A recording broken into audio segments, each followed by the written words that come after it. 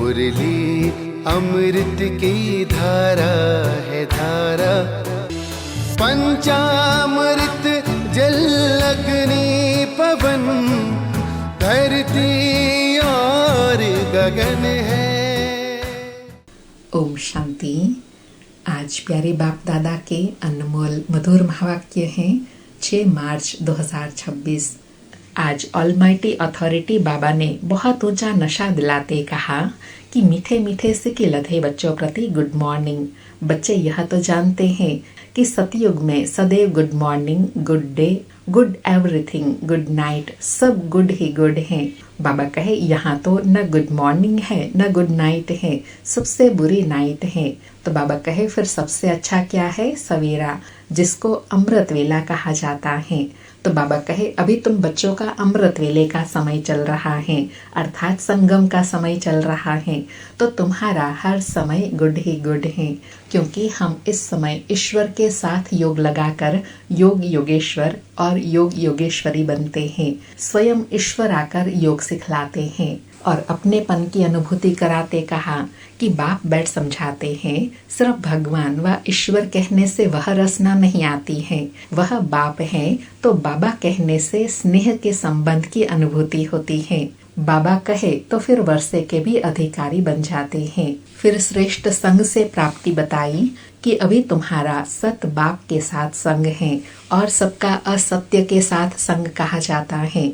गाया भी जाता है ना, श्रेष्ठ संग तारे जिस्मानी संग बोरे। और साथ में कहा कि बाप कहते हैं मैं ऑलमाइटी अथॉरिटी, सब वेदों शास्त्रों सृष्टि के आदि मध्य अंत को जानने वाला हूँ, मैं ही रचयिता हूँ। बाबा कहे अभी तुम बाप से सच आकर सुनते हो, तुम जानते हो हमारा सत्य के साथ संग है। और समान दिलाते स्मृति दिलाई कि तुम हो रूहानी सल्वेशन आर्मी, सल्वेश करते हो। बाप कहते हैं कि भारत जो स्वर्ग था अब नर्क बना हुआ है, बेड़ा डूबा हुआ है, कितना एडल्ट्रेशन, करप्शन, मिलावट आदि है। तुम कन्याओं माताओं द्वारा अब सबका उद्धार होना है। यह सच्ची कमाई सच्चे बाप द्वारा मिलती है जो साथ जाने वाली है। सुनते हैं प्यारे बाप दादा के अनमोल मधुर महावाक्य। आज बाबा कहे मीठे बच्चे सच्चे सल्वेशन आर्मी बन, सबको इस पाप की दुनिया से पुण्य की दुनिया में ले चलना है, सबके डूबे हुए बेड़े को पार करना है।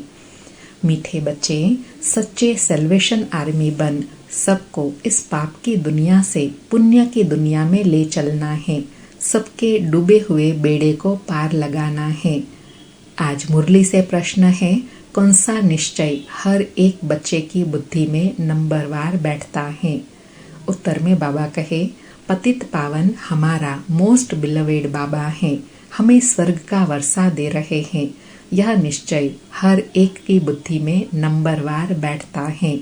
अगर पूरा निश्चय किसी को हो भी जाए तो माया सामने खड़ी है, बाप को भूल जाते हैं, फेल हो पड़ते हैं। जिन्हें निश्चय बैठता है वह पावन बनने के पुरुषार्थ में लग जाते हैं। बुद्धि में रहता है अब तो घर चलना है। ओम शांति। बाबा कहे मीठे मीठे सिकिलधे बच्चों प्रति गुड मॉर्निंग। बाबा कहे बच्चे तो यह जानते हैं कि सतयुग में सदैव good morning, good day, good everything, good night, सब गुड ही गुड हैं। यहाँ तो न गुड मॉर्निंग है न गुड नाइट है, सबसे बुरी है नाइट। तो सबसे अच्छा क्या है? बाबा पूछ रहे हैं सबसे अच्छा क्या है? सवेरा, जिसको अमृत वेला कहा जाता है। तुम्हारा इस समय गुड ही गुड है। आज बाबा बड़ी नशे की बात बता रहे हैं कि अभी अमृत वेले का समय चल रहा है, तो तुम्हारे लिए तो सब गुड ही गुड है। Everything is good for you.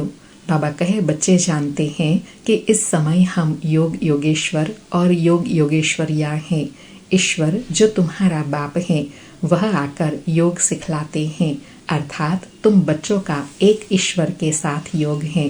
तुम बच्चों को योगेश्वर के बाद ज्ञान ज्ञानेश्वर बाप का पता पड़ता है। योग लगाना, फिर बाप तुमको सारे चक्र के नॉलेज समझाते हैं, जिससे तुम ज्ञान ज्ञानेश्वर बनते हो।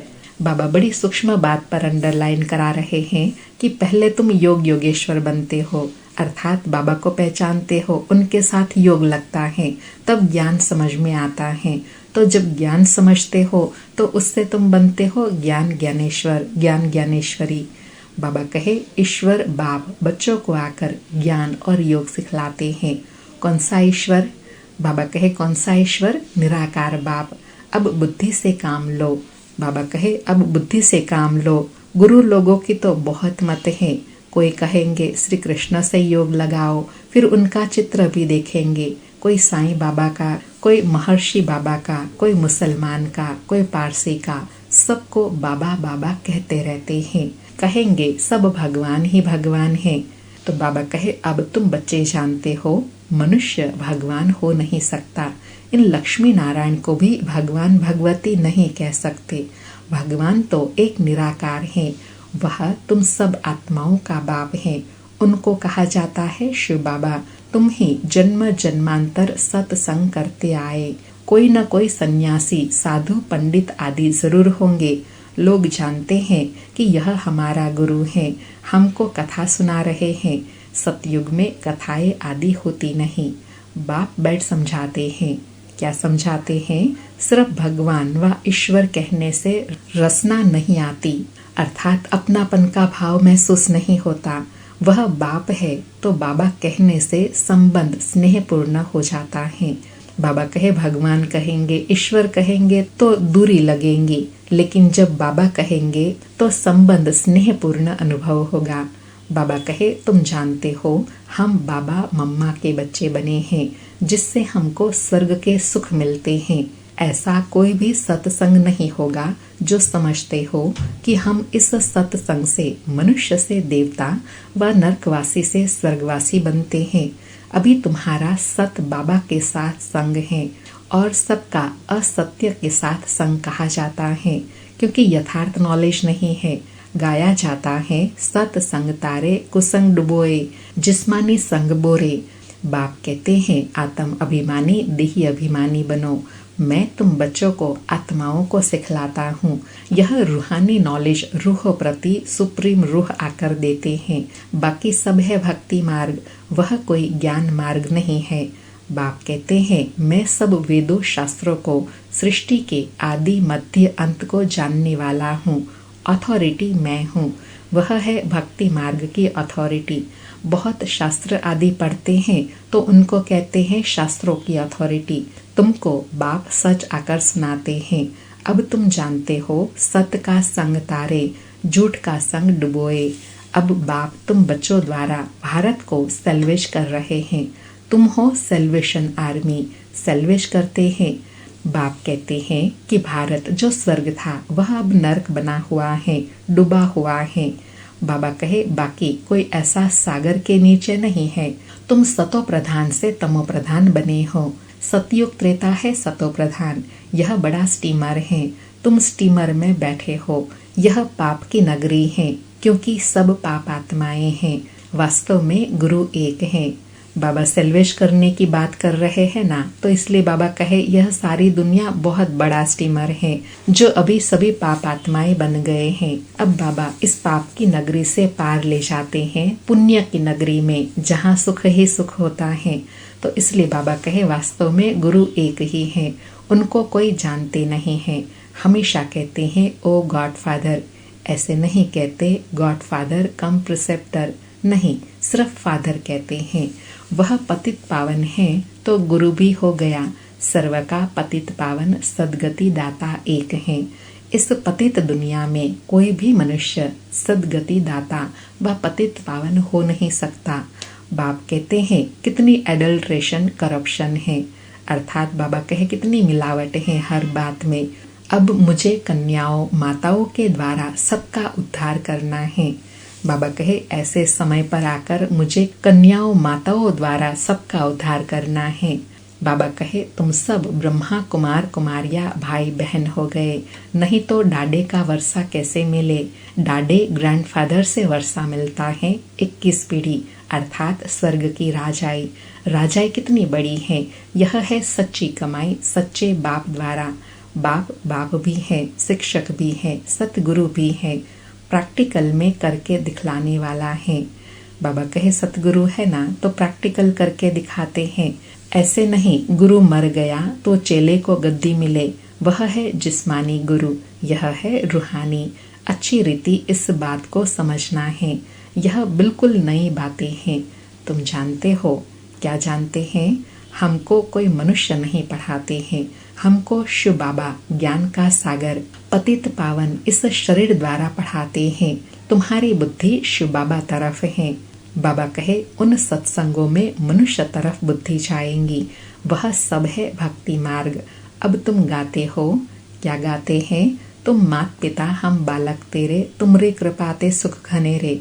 यह तो एक है ना। परंतु बाबा कहते हैं मैं कैसे आकर तुमको अपना बनाऊं? मैं तुम्हारा पिता हूँ, मैं इनके ब्रह्मा के तन का आधार लेता हूँ। तो यह ब्रह्मा हमारी स्त्री भी है तो बच्चा भी है। इन द्वारा शिव बाबा बच्चों को अडॉप्ट करते हैं, तो यह बड़ी मम्मा हो गई, इनकी कोई माँ नहीं। बाबा कहे सरस्वती को जगदम्बा कहा जाता है, उनको तुम्हारी संभाल करने के लिए मुकर्रर किया है। सरस्वती ज्ञान ज्ञानेश्वरी, यह है छोटी मम्मा। यह बड़ी गुह्य बातें हैं। तुम अभी यह गुह्य पढ़ाई पढ़ रहे हो, तुम्हें विद रिस्पेक्ट पास होना है। यह लक्ष्मी नारायण विद रिस्पेक्ट पास हुए, विद ऑनर्स पास हुए। उन्हों को सबसे बड़ी स्कॉलरशिप मिली है, कोई सजा खानी नहीं पड़ी। बाबा ने स्पष्ट किया कि स्कॉलरशिप लेने का भावार्थ क्या है कि कोई भी सजा ना खानी पड़े। बाप कहते हैं जितना हो सके याद करो। इसको भारत का प्राचीन योग कहा जाता है। बाप कहते हैं तुमको सभी वेदों शास्त्रों का सार सुनाता हूँ। मैंने तुमको राजयोग सिखाया जिससे तुमने प्रारब्ध पाई। फिर परंपरा कैसे चल सकता? वहाँ सतयुग में कोई शास्त्र आदि होते नहीं, और धर्म वाले इस्लामी बौद्धि आदि जो है उनका ज्ञान गुम नहीं होता। उन्हों का परंपरा चला आता है, सबको मालूम है। परंतु बाप कहते हैं कि मैं तुमको जो ज्ञान सुनाता हूँ वह कोई नहीं जानते। भारत दुखी बन जाता है, उनको आकर सदा सुखी बनाता हूँ। बाबा कहे मैं सुखी कैसे बनाता हूँ? जो ज्ञान कोई नहीं जानते वो आकर ज्ञान देता हूँ, सुख का रास्ता बताता हूँ। बाबा कहते हैं मैं साधारण तन में बैठा हूँ, तुम्हारा बुद्धि योग बाप के साथ रहे। आत्माओं का बाप है परमपिता परमात्मा, सर्व बच्चों का वह बाप है। उनके सब बच्चे ठहरे ना, सब आत्माएं इस समय पतित हैं। बाप कहते हैं मैं प्रैक्टिकल में आया हूँ, अर्थात सन्मुख आया हूँ, जो तुम महसूस करते हो। बाबा कहे विनाश सामने खड़ा है, जानते हो आग लगेंगी, सबके शरीर खत्म हो जाएंगे, सब आत्माओं को जाना है वापस घर। ऐसे नहीं कि ब्रह्म में लीन हो जाएंगे व ज्योति में समा जाएंगे। ब्रह्म समाजी फिर ज्योति जगाते हैं, उनको ब्रह्म मंदिर कहते हैं। वास्तव में है ब्रह्म महातत्व जहाँ सब आत्माएं रहती हैं। हमारा पहले मंदिर वह है। बाबा ने नई बात बताई आज कि हमारा पहला मंदिर कौन सा है? परम धाम, जहाँ हम रहते हैं शिव बाबा के साथ। और दूसरा मंदिर कौन सा बताते हैं? इस शरीर में जो भ्रकुटी है वो हमारा दूसरा मंदिर है। तीसरा मंदिर तो वो हुआ जहाँ पावन आत्माओं की मूर्तियाँ रहती हैं। बाबा कहे पवित्र आत्माएं वहाँ रहती है परम धाम।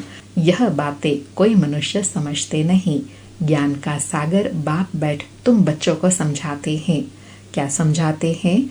कि अब तुम हो ज्ञान ज्ञानेश्वर, फिर बनते हो राज राजेश्वर। तुम्हारी बुद्धि में है कि पतित पावन मोस्ट बिलवेड बाबा आकर हमको स्वर्ग का वर्षा दे रहे हैं। कईयों की बुद्धि में यह भी बैठता नहीं है। इतने बैठे हैं, इनमें कोई 100% निश्चय बुद्धि नहीं है। कोई 80% है, कोई 50% है, कोई वह भी नहीं। वह तो बिल्कुल फेलियर हुआ। बाबा कहे नंबरवार जरूर है, बहुत है जिनको निश्चय नहीं है, कोशिश करते हैं कि निश्चय हो जाए। अच्छा, बाबा कहे अच्छा निश्चय हो भी जाए, परंतु माया कड़ी है, बाबा को भूल जाते हैं। यह ब्रह्मा खुद कहते हैं कि मैं पूरा भगत था, 63 जन्म भक्ति की तत्त्वम। तुमने भी 63 जन्म भक्ति की, 21 जन्म सुख पाया, फिर भगत बने हो। भक्ति के बाद है वैराग्य। सन्यासी लोग भी यह अक्सर सब कहते हैं कि ज्ञान, भक्ति और वैराग्य, उन्हों को वैराग्य आता है घर बार से, उसको हद का वैराग कहा जाता है, और तुम्हारा है बेहद का वैराग। बाबा कहे वह घर बार छोड़ते हैं, और बाबा कहे तुम तो घर गृहस्थ में रहते हुए बाबा को याद करते हो, ज्ञान को धारण करते हो और दूसरों को भी धारणा कराते हो।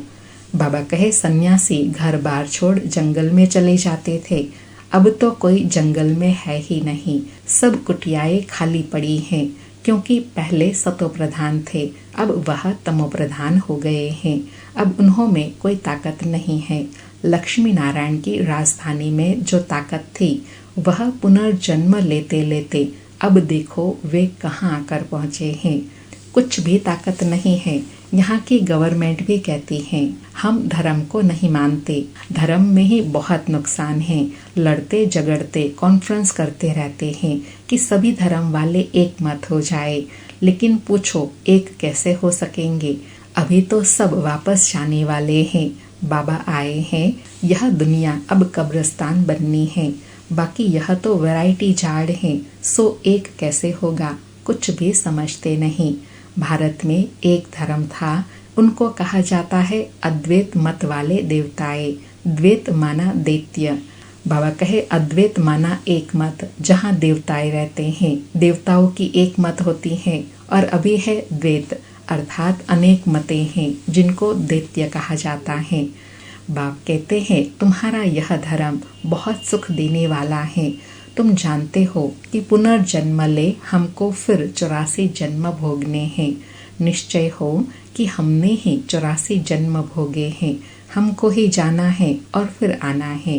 भारतवासियों को ही समझाते हैं, क्या समझाते हैं कि तुमने पूरे 84 जन्म किए हैं, अब तुम्हारा यह बहुत जन्मों के अंत का जन्म है, सिर्फ एक को नहीं कहते।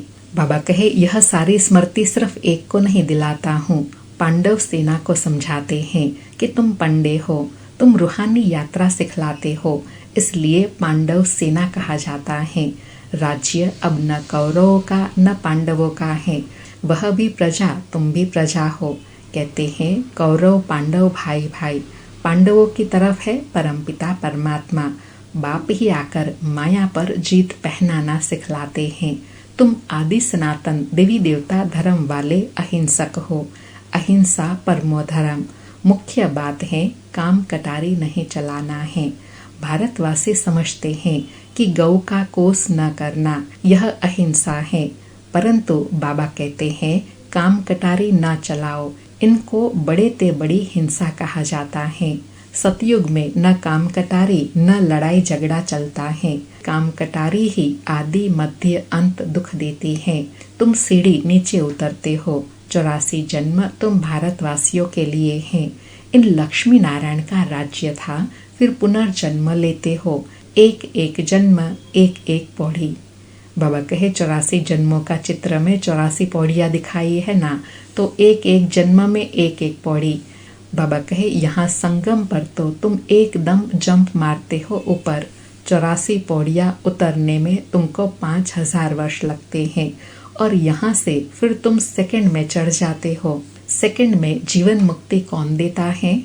बाबा कहे सेकंड में जीवन मुक्ति कैसे मिलती है, कौन देता है? बाप। तो बाबा कहे उतरने में तुमको 5000 वर्ष 84 जन्म लगते हैं, और चढ़ते हो सेकंड में। सेकंड में जीवन मुक्ति वो कौन देते हैं? बाप। बाबा कहे अब सब एकदम पट पर पड़े हैं। अब बाप कहते हैं सिर्फ मुझे याद करो, यह बुद्धि में याद रखना है। क्या याद रखना है? कि अब नाटक पूरा हुआ, हमको वापस घर जाना है, हमको अपने बाप को और घर को याद करना है। पहले बाबा को याद करो, वह ही तुमको घर का रास्ता बताते हैं। बाप की याद से विक्रम विनाश होंगे, ब्रह्म को याद करने से एक भी पाप कटेंगे नहीं। पतित पावन परमात्मा ही है, वह कैसे पावन बनाते हैं, पतित दुनिया में कोई समझ नहीं सकते। बाबा कहे यह विधि कोई समझ नहीं सकता सिवाय तुम बच्चों के। बाप को आकर स्वर्ग की स्थापना जरूर करनी है। बाप आया है तो तुम बच्चे जयंती मनाते हो, कब आया यह नहीं कह सकते कि इस घड़ी इस तिथि तारीख आया। शिव बाबा कब आया, कैसे कह सकते। साक्षात्कार बहुत होते हैं तो बाबा कहे एक्यूरेट टाइम नहीं बता सकते हैं कि शिव बाबा की प्रवेशता ब्रह्मा बाबा में कब हुई। बाबा कहे पहले सर्वव्यापी समझते थे या कह देते थे आत्मा सो परमात्मा, अब यथार्थ मालूम हुआ है। बाबा दिन प्रतिदिन गुह्य बातें सुनाते रहते हैं। तुम साधारण बच्चे कितनी बड़ी नॉलेज पढ़ रहे हो। लास्ट में बाबा ने कितना ऊंचा नशा दिलाया कि तुम हो साधारण लेकिन कितनी ऊंची पढ़ाई पढ़ रहे हो और प्राप्ति कितनी ऊंची कर रहे हो। अच्छा, मीठे मीठे सिकिलधे बच्चों प्रति माता पिता बाप दादा का याद प्यार और गुड मॉर्निंग। रूहानी बाप की रूहानी बच्चों को नमस्ते। हम रूहानी बच्चों की रूहानी माता पिता बाप दादा को याद प्यार गुड मॉर्निंग और नमस्ते नमस्ते। सारी मुरली से धारणा के लिए सार है। पहला पॉइंट, विद रिस्पेक्ट पास होने के लिए सजाओं से छूटने का पुरुषार्थ करना है। याद में रहने से ही स्कॉलरशिप लेने के अधिकारी बन सकेंगे।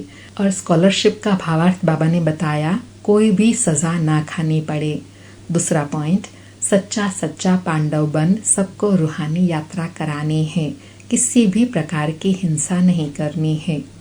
आज प्यारे बाबा का वरदान है, लाइट हाउस की स्थिति द्वारा पाप कर्मों को समाप्त करने वाले पुण्य आत्मा भव। लाइट हाउस की स्थिति द्वारा पाप कर्मों को समाप्त करने वाले पुण्य आत्मा भव। स्पष्टीकरण है, जहाँ लाइट होती है वहाँ कोई भी पाप का कर्म नहीं होता है। तो सदा लाइट हाउस स्थिति में रहने से माया कोई पाप कर्म नहीं करा सकती। सदा पुण्य आत्मा बन जाएंगे।